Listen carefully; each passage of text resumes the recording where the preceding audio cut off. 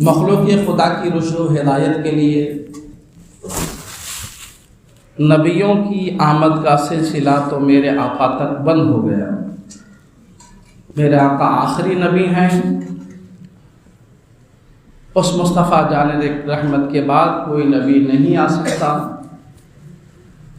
اور اگر کوئی اس کو ممکن جانے یا وقوع جانے تو وہ قرآن کا منکر ہو کر کافر و مرتد ہوگا، اسلام سے اس کا کوئی تعلق نہیں۔ ختم نبوت کا عقیدہ بنیادی اور قطعی عقیدہ ہے۔ اس لیے اگر میرے آقا کے بعد کسی نے کسی کو نبی مانا یا کسی نے نبوت کا دعویٰ کیا یا کسی نے کہا کہ ہاں نبی ہو سکتا ہے، یہ سارے لوگ قرآن کے منکر ہیں اور اسلام سے ان کا دور دور تک کوئی رابطہ، کوئی رشتہ، کوئی تعلق نہیں۔ لیکن انسانی آبادی کا سلسلہ تو قیامت تک جاری رہے گا۔ پھر انسانوں کی ہدایت رہنمائی کا ذریعہ کیا ہوگا؟ کیا میرے آقا کے ظاہری وصال کے بعد سارے لوگ اس طرح متقی پرہیزگار ہو گئے کہ اس کو کسی رہنما کی ضرورت نہیں؟ تو تاریخ اسلام کا مطالعہ کریں کہ میرے آقا نے فرمایا تھا خیر القرون قرنی، کہ بہترین زمانہ میرا زمانہ ہے، ثم یلونی، پھر میرے بعد کا زمانہ ہے جو میرے زمانے سے متصل ہے، اس کے بعد پھر بہتر زمانہ وہ ہے جو میرے زمانے کے زمانے سے متصل ہے۔ اور ہم لوگ تو حضور کے زمانے سے 1400 سال کی دوری پر ہیں، تو ظاہر سی بات ہے اس زمانے کے حالات اس زمانے کے حالات سے بہتر نہیں ہو سکتے۔ اس لیے اس وقت بھی مخلوق خدا کو رہبر و رہنما کی ضرورت تھی، اور آج اس سے زیادہ ہے، اور ہر آنے والا دن اس سے زیادہ رہے گا۔ پھر رشد و ہدایت کا کام کون کرے گا؟ تو آپ کئی جمعہ سے سنتے ہیں کہ نبی کریم صلی اللہ علیہ وسلم جب دنیا سے تشریف لے گئے تو اپنے وارثین میرے آقا چھوڑ کر کے تشریف لے گئے، اور میرے آقا نے امت محمدیہ کو اسی وقت حکم بھی دے دیا، العلماء ورثۃ الانبیاء کہہ کر کہ میں دنیا سے ظاہراً جا رہا ہوں لیکن میرے وارثین آتے رہیں گے، اور تم پر لازم ہے کہ میرے ان وارثین کی تم اتباع و پیروی کرو۔ علیکم بسنتی و سنت الخلفاء الراشدین، تم پر میرا طریقہ لازم ہے، خلفاء راشدین کا طریقہ لازم ہے۔ ہر عالم، مفتی، محدث، اس دیندار، متقی، پرہیزگار، ولی، بزرگ کا طریقہ لازم ہے جس نے خلفاء راشدین اور میرے طریقہ کو اپنایا۔ ہاں، جو میرا اور صحابہ اور خلفاء راشدین کے طریقہ سے الگ ہوگا اسے نکال کر کے پھینک دو، اس سے تمہارا کوئی تعلق ربط و ضبط نہیں ہونا چاہیے۔ چنانچہ ہم تاریخ کا جب مطالعہ کرتے ہیں تو آقا کے بعد رشد و ہدایت کے لیے خلفاء راشدین کا دور شروع ہوتا ہے۔ خلفاء راشدین کے بعد ملوکیت اور بادشاہیت کا دور شروع ہوتا ہے، مگر اس دور میں بھی بڑے بڑے علماء رہے، تابعین میں بڑے بڑے علماء رہے۔ کبھی حضرت امام اعظم ہیں تو تبع تابعین میں حضرت امام شافعی ہیں، امام احمد بن حنبل ہیں، ان کے بعد آئیے تو کہیں غوث اعظم ہیں، ان کے بعد آئیے تو خواجہ غریب نواز ہے، قطب الدین بختیار کاکی ہے، بابا فرید ہے، نظام الدین اولیاء ہیں، حضرت داتا گنج بخش علی ہجویری لاہوری ہیں، مخدوم علاء الحق پنڈوی ہیں۔ یہ دعوت و تبلیغ کا سلسلہ جاری ہے اور آج بھی جاری ہے، اور انشاءاللہ نبی کی امت میں ہر دور میں ایسے علماء پیدا ہوتے رہیں گے کہ نبی کے دین کو صاف شفاف انداز میں امت محمدیہ تک پیش کرتے رہیں گے۔ اور اگر اس دین کے اندر کوئی دھڑانہ پیش کرنے کی کوشش کرے، پیدا کرنے کی کوشش کرے، باطل نظریات و عقائد کو داخل کرنے کی کوشش کرے، تو انشاءاللہ امت محمدیہ کا کوئی نہ کوئی عالم، مفتی، محدث، بزرگ ولی کھڑا ہو کر یقیناً اس دین حق کے چہرے سے ہر گردوں کو بار کو صاف کر کے آئینہ کی طرح سورج کی طرح مسلمانوں کے سامنے پیش کر دے گا۔ چنانچہ ان تمہیدی کلمات کے بعد دعوت و تبلیغ کا سلسلہ جاری رہا۔ 530 ہجری باختلاف روایت ایک بچہ سادات کے گھرانے میں پیدا ہوتا ہے، نجیب الطرفین سید ہیں، یہ حسینی حسنی سید ہیں، یہ باپ بھی ولی ہیں، ماں بھی ولیہ ہیں، بلکہ وہاں سے لے کر آقا تک دیکھو تو ولیوں کا سلسلہ ہے، متقیوں کا سلسلہ ہے، پرہیزگاروں کا سلسلہ ہے۔ پڑھنے میں لگ گئے، بہت جلد والد کا انتقال ہو گیا، وراثت دنیاوی سنبھال رہے تھے کہ کسی بزرگ کی نظر پڑ گئی اور ارشاد فرمایا معین الدین تمہاری ولادت دنیاوی وراثت کے لیے نہیں ہے، رب نے تمہیں مصطفیٰ کا وارث بنایا ہے، اور مصطفیٰ کا وارث یہ دنیا کی دولت، مصطفیٰ کی وراثت دنیا کی دولت نہیں ہے، علم مصطفیٰ کی دولت ہے، تقوی مصطفیٰ کی وراثت ہے، پرہیزگاری مصطفیٰ کی وراثت ہے، اللہ تبارک و تعالیٰ کی توحید کو پھیلانا مصطفیٰ کی وراثت ہے، مصطفیٰ جان رحمت کی شریعت کو عام کرنا یہ مصطفیٰ جان رحمت کی وراثت ہے۔ اے معین الدین اس لیے دنیاوی معاملہ سے کنارہ کش ہو جاؤ اور جس مقصد کے لیے رب نے تمہیں پیدا فرمایا اس مقصد میں لگ جاؤ۔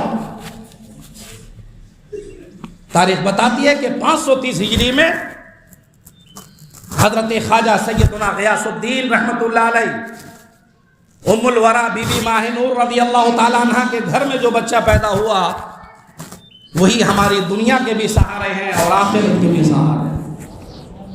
انہیں ہم فخر سے سلطان الہند خواجہ خواجگان حضرت سیدنا معین الدین چشتی اجمیری رضی اللہ تعالیٰ عنہ کے نام سے جانتے ہیں۔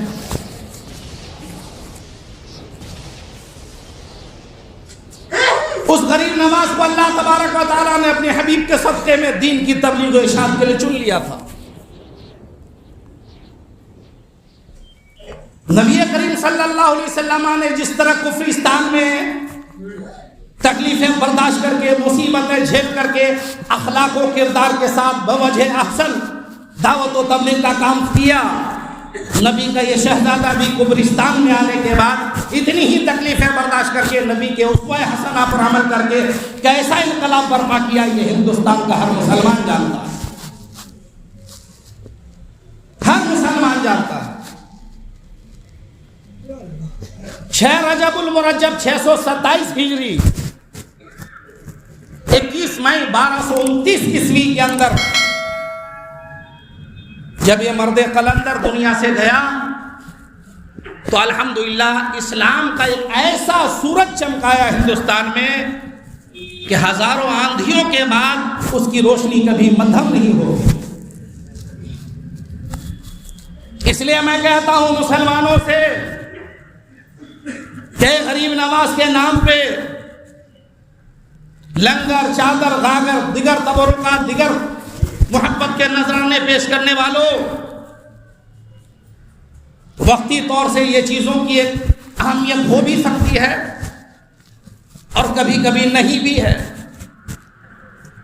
لیکن اہم اہمیت یہ ہے کہ اگر تم غریب نواز کے سچے غلام ہو تو تعلیمات غریب نواز کو اپنے اندر بسانے کی کوشش کرو، غریب نواز کے مشن پر کام کرنے کی کوشش کرو۔ اسلام کے جس چراغ کو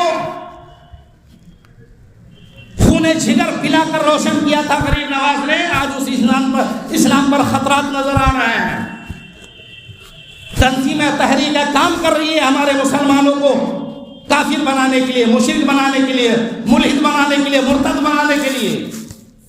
تو غریب نواز کے غلاموں کی یہ ذمہ داری ہے کہ وہ خود پکا مسلمان ہو کر سربکف ہو جائیں، اولاً اپنے مسلمان بھائیوں کا ایمان بچائیں، ثانیاً حضرت غریب نواز کی دعوت پر عمل کرتے ہوئے دوسروں تک مذہب مہذب اسلام کی دعوت و تبلیغ پیش کرنے کی کوشش کریں۔ اگر آپ نے ایسا کیا تو میں مان سکتا ہوں کہ آپ غریب نواز کی غلامی کے دعوے میں سچے ہیں، اور اگر آپ ایسی حرکتیں کر رہے ہیں جس کی کی وجہ سے غیروں کو، یا تو غیر مسلموں کو یا مسلمانوں میں اسلامی لبادہ میں گمراہیت کا ڈھونگ رچا کر گمراہیت پھیلانے والے، غلط عقیدے پھیلانے والے، آپ کی ان غلط کرتوتوں کو دیکھ کر کہیں ہمارے مومن بھائی کی ایمان کی دولت لٹ نہ لے۔ اگر آپ کے ان کرتوتوں کی وجہ سے ایسا ہوا تو ذمہ دار آپ بھی ہوں گے۔ اس لیے بزرگوں کی بارگاہ میں عقیدت کا جو طریقہ ہے، حاضری کا جو طریقہ ہے، اسی طریقہ کو اپنانا چاہیے۔ بزرگان دین کا مقصد، غریب نواز کا مقصد لہو و لعب کو، ڈھول کو، تماشے کو، گانے کو، شراب کو، جوا کو، سٹے کو، اڈا کو، اسلام کے خلاف ہر نظریات کو تردید کرنے کا کام غریب نواز کا تھا۔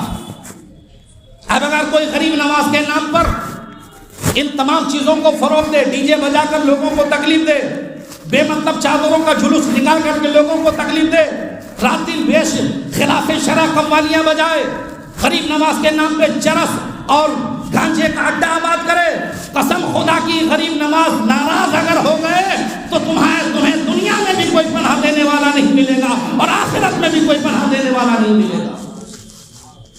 اس لیے غریب نواز کے نام پہ چلم خورو، غریب نواز کا خوف دل میں پیدا کرو اور یاد رکھو، غریب نواز اللہ کے وہ ولی ہیں کہ مصطفیٰ نے ہندوستان کی حکومت انہیں دے دی، فرما دیا جاؤ معین الدین، تمہارے دم قدم سے اسلام کا اجالا پھیلے گا، پاور دے کر، طاقت دے کر، قوت دے کر، اختیار دے کر ہندوستان کی حکومت غریب نواز کو عطا فرمائی۔ اور جو شہنشاہ ہوگا ملک کا، ہر ایک کے حالات ان کے نگاہ میں ہیں، اس لیے تم یہ نہ سمجھو کہ غریب نواز کا نام لے کر مٹیا برج میں، کلکتہ میں، یا غریب نواز کا لے کر ملک کے ہندوستان کے الگ الگ شہروں میں اگر ہم برائیاں پھیلائیں گے تو غریب نواز کی نگاہ نہیں دیکھ رہی ہے، نہیں دیکھ رہی ہے۔ ان کی نگاہ کل بھی دیکھ رہی تھی، ان کی نگاہ آج بھی دیکھ رہی ہے، کیونکہ ان کی نگاہ کو ان کے پیر و مرشد نے اتنی تیز کر دیا۔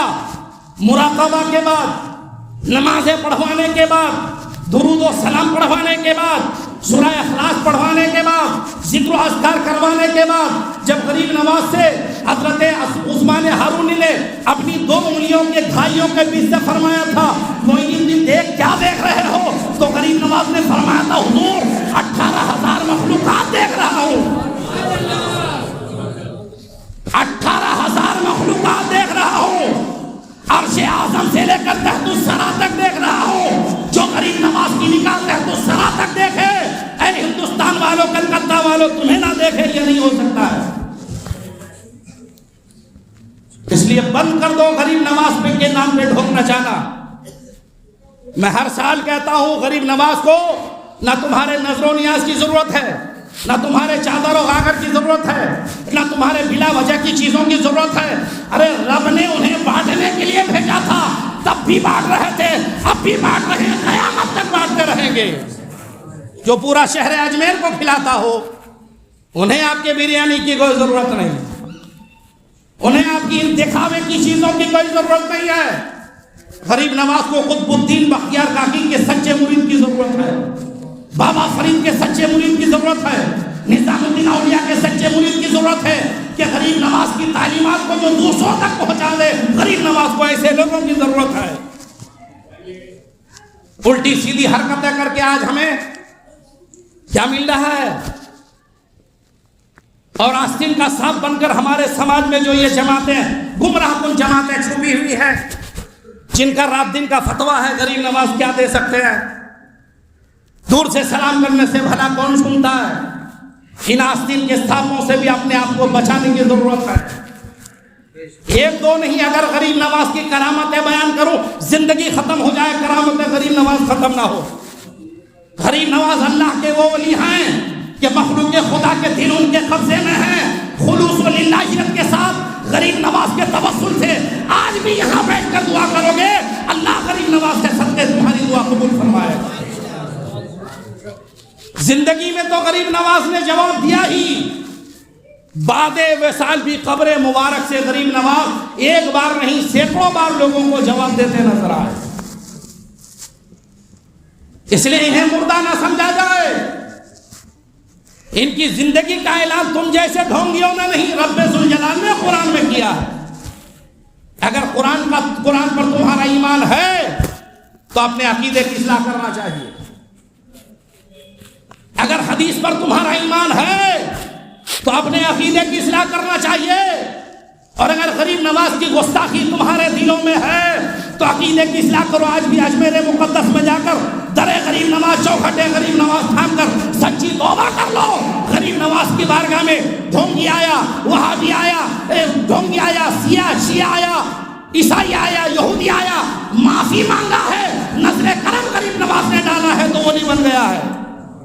آج بھی در غریب نواز کھلا ہوا ہے. بدعقیدگیوں سے توبہ کر لو. اور اگر سننا چاہتے ہو تو سنو. غریب نواز اللہ کے وہ ولی ہیں. غریب نواز کی والدہ ماجدہ, آپ کی ماں تقویٰ طہارت میں جن کا کوئی جواب نہیں ہے, تہجد گزار ہیں, شریعت مصطفیٰ کے پابند ہیں, کبھی نماز ترک کیا نہیں ہے. وہ غریب نواز کی ماں بی بی ام الورا ماہ نور کہتی ہے کہ جب میرا بیٹا معین الدین میرے شکم میں آیا, میں حمل سے ہوئی پریگننٹ کی حالت میں آئی, تو جب جسم میں روح ڈالی جاتی ہے قرآن کے مطابق 4 مہینے کے بعد, 120 دن کے بعد بچے کے جسم میں روح ڈالی جاتی ہے. پھر بچہ 4 مہینے کے بعد حرکتیں کرنے لگتا ہے, مومنٹ کرنے لگتا ہے. غریب نواز کی ماں فرماتی ہے کہ جب اللہ تبارک و تعالیٰ نے میرے معین کے بدن میں جسم میں روح ڈالا, اس وقت سے لے کر ولادت تک, پیدا ہونے تک, اس وقت سے لے کر پیدا ہونے تک. اور جی یہ واقعہ میں بیان کر رہا ہوں, من گھڑت نہیں. درجنوں سوانح نگار غریب نواز کے حالات لکھنے والوں نے اپنی اپنی کتابوں میں لکھا ہے. فرماتی ہے غریب نواز کی والدہ کہ جب جسم میں روح ڈالی گئی اس وقت سے لے کر پیدا ہونے تک, جب رات کا آدھا حصہ سے زیادہ گزر جاتا تھا, اس وقت سے لے کر سورج طلوع ہونے تک, سورج کے نکلنے تک, میرا معین الدین میرے پیٹ میں اللہ و رسول کا ذکر کیا کرتا تھا. آدھی رات سے لے کر سورج نکلنے تک, اور ذکر کیا تھا کلمہ طیبہ لا الہ الا اللہ محمد رسول اللہ. آپ کی ماں فرماتی ہیں کہ آدھی رات سے لے کر سورج طلوع ہونے تک روزانہ میرے بیٹے معین الدین کا یہ معمول تھا کہ زور زور سے میرے پیٹ کے اندر لا الہ الا اللہ محمد رسول اللہ کا ذکر کیا کرتے تھے. آواز اتنی بلند ہوتی تھی کہ میں اپنے کانوں سے سنا کرتی تھی. اے مسلمانوں, تم ایسے ولی کے ماننے والے ہو جن کا شیوا ماں کے پیٹ میں بھی ذکر خدا رہا ہے. تو جو ولی ماں کے پیٹ میں ذکر خدا کرے جب باہر آئے ہیں تو ذکر خدا کا کیا عالم ہوگا, تو خدا کی عبادت اور ریاضت و بندگی کا کیا عالم ہوگا. اگر ایسے ولی کا نام لے کر بھی برائیوں کا ارتکاب کیا جائے تو اس سے زیادہ کم نصیبی کی بات اور کیا ہو سکتی ہے. کہ وہ غریب نواز ہیں کہ جب خانہ کعبہ کے پردے میں اپنے مرشد کے پاس گئے تو خدا کی طرف سے صدا آئی کہ میں نے غریب نواز کو قبول کر لیا. پھر جب اپنے پیر و مرشد کے ساتھ میرے آقا کی بارگاہ میں گئے, روضہ رسول میں گئے, سلام عرض کیا نبی کی بارگاہ میں, تو میرے آقا نے قبر مبارک سے جواب بھی دیا, غریب نواز کو خدا بھی بتا دیا. یہ شان ہے خواجہ غریب نواز کی کہ کبھی خدا کی بارگاہ سے مقبولیت کی سند ملتی ہے تو کبھی رسول خدا کی بارگاہ سے مقبولیت کی سند ملا کرتی ہے. وہ غریب نواز جب ہندوستان آئے ہیں, پوری تاریخ ہے آپ کی نگاہوں کے سامنے. ڈھول بجاتے ہوئے نہیں آئے میاں, ڈھول بجا کر دین نہیں پھیلتا ہے, قرآن کی تلاوت کر کے دین پھیلتا ہے, خدا کی عبادت کر کے دین پھیلتا ہے, مصطفیٰ کی سنت پر عمل کر کے دین پھیلتا ہے, شریعت مصطفیٰ پر عمل کر کے دین پھیلتا ہے, اسوہ حسنہ کو اپنا کر کے دین پھیلتا ہے, غریبوں کی مدد کر کے دین پھیلتا ہے, یتیموں کو سہارا دے کر دین پھیلتا ہے, بیواؤں کو سینے سے لگا کر کے دین پھیلتا ہے, ہر ظالم ظالم کو ان کے ظلم کا کرارا جواب دے کر کے دین پھیلتا ہے. اور یہ سارے کارنامے میرے غریب نواز نے انجام دیا.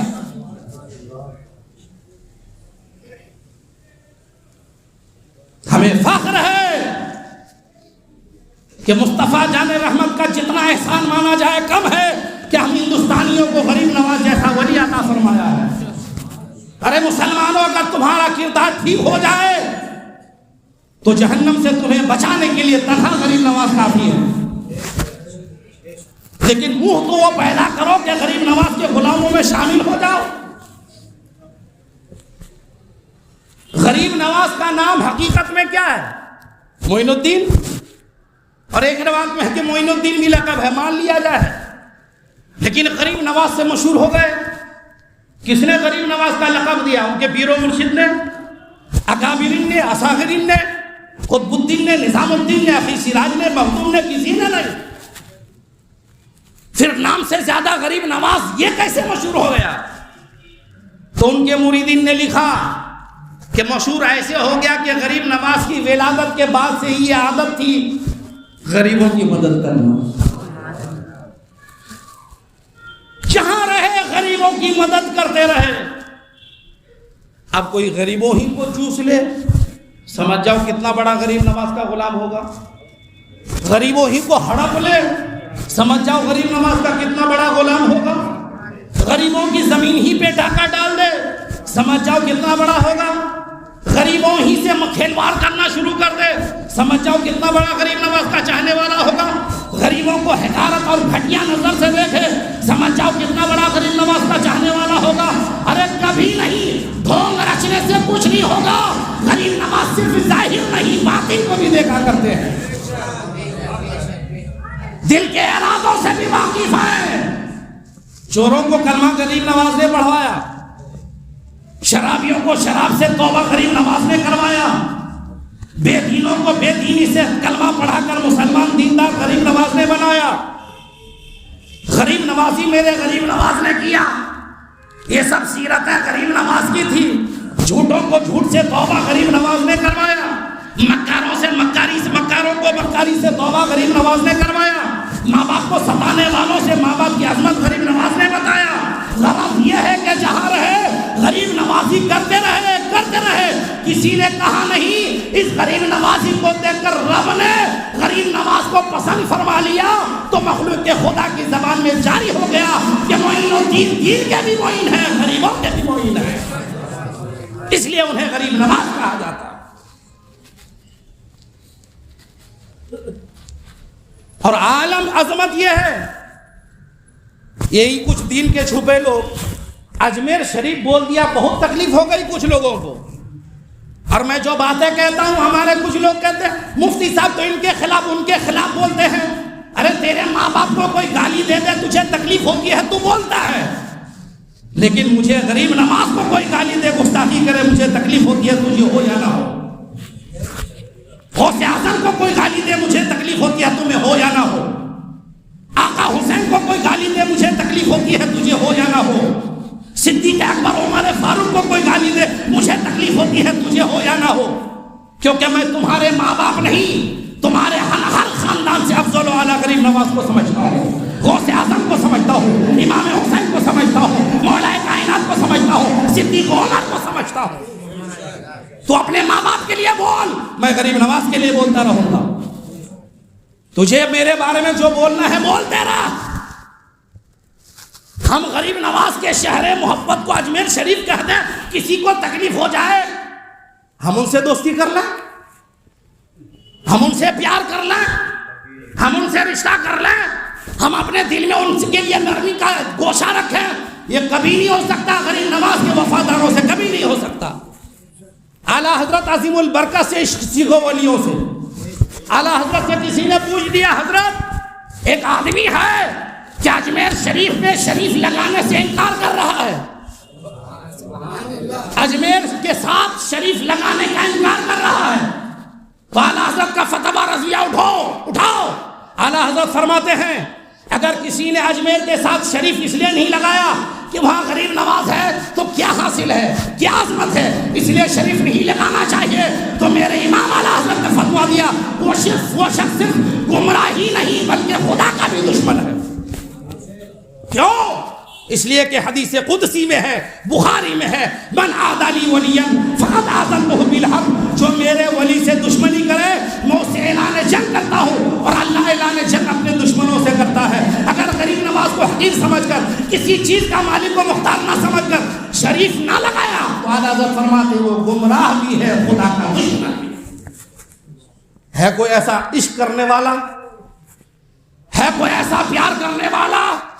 ارے وہی اعلیٰ حضرت بریلی کے مجدد ہیں کہ لوگوں کو خالی درے غریب نواز پہ بلوایا نہیں، یہ ضمانت بھی دی ہے کہ میری نگاہ دیکھ رہی ہے کہ غریب نواز کی شوکت ایسی جگہ ہے کہ جو دعا کی جائے اللہ وہ دعا قبول فرما لیتا ہے. دیکھیے الملفوظ اٹھا کر فتاوی رضیہ اٹھا کر. اس لیے سنی مسلمانوں، جو غریب نواز کا ہے وہ ہمارا ہے، کیونکہ غریب نواز کا ایسا احسان جو کسی ساری دنیا کے احسانات کو ایک طرف کر دیا جائے، غریب نواز کا ایک احسان ایمان کو ایک طرف کر دیا جائے، بھاری ہے. ایسے محسن کو بھی اگر کوئی حقارت کی نظر سے دیکھے، معاذ اللہ رب العالمین ان کی بارگاہ میں جانے سے روکے یا اجمیر کے ساتھ شریف لگانے سے منع کرے، اس کا مطلب دل میں غریب نواز کا بغض ہے. کس قدر احسان فراموش ہے کہ کفر سے، شرک سے تمہیں توبہ کروا کر کے خدا کی توحید، رسول کی رسالت کی دعوت دیا. آج تم اس عظیم البرکت، عظیم المرتبت ہستی سے بغض رکھ رہے ہو. کبھی کامیابی نہیں ملے گی، کبھی کامیاب. بہت ساری باتیں ہیں غریب نواز کے حوالے سے. آخری پیغام یہ ہے، عقیدتوں کا جو لوگ جا رہے ہیں احتیاط کے ساتھ جائیں. شرپسند میرے غریب نواز کے ہندوستان میں امن و آشتی کو بھنگ کرنے کی کوشش کر رہے ہیں. لیکن مسلمانوں خوش ہو جاؤ، جب تک غریب نواز ہے انشاءاللہ ہم غریب رہیں گے. دنیا کی کوئی طاقت بال بیکار نہیں کر سکتی، لیکن احتیاط ضرور ہے. سفر ہیں جو لوگ جا رہے ہیں، سفر احتیاط کے ساتھ کریں، بلا وجہ کسی کے ساتھ بحث نہ کریں.